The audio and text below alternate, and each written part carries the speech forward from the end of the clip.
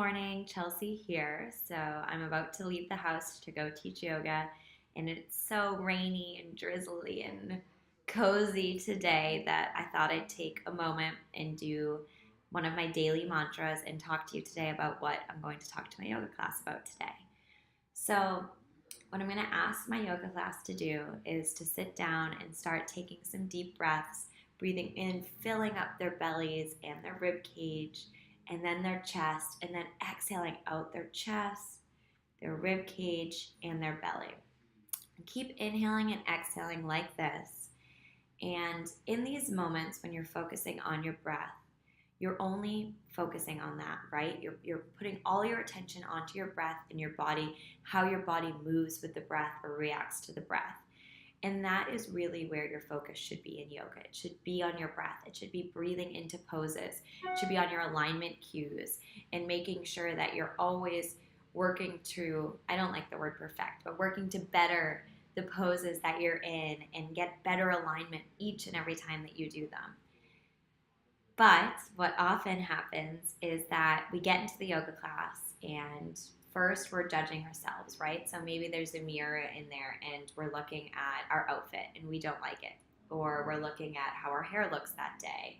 Or maybe we're judging the studio and we think that the studio looks, I don't know, maybe too clean and nice and we don't feel like we belong there. Or maybe it feels kind of grungy and not right and has too much of a hippie vibe for us. And then the instructor walks in, or maybe the instructor is already there and you're judging the instructor. Well, they're not fit enough. They're not the body that I want. So why would I be taking a yoga class from them? Or maybe their body's too nice and you're like, this is unrealistic. I feel worse. I feel worse about my body by looking at their body. And then the class starts to fill up and you start to see, people walk in and you're like, oh, I wish I was that age. I wish I was that young. Or, oh, wow, look at that person's engagement ring. Or, wow, that guy behind me is so hot. And now I have to be self-conscious for the entire rest of the class. Whatever it is, our egos are totally in the room when we come into yoga before we start breathing. And for this class and for this day and for any new situation that you find yourself in, I ask you to recognize these things, right? So think about when you're mentally running through these observations or judgments about people and about yourself, to take all of those, take a deep breath in through your belly, in your ribs, in your chest. And as you exhale, throw that stuff out the door.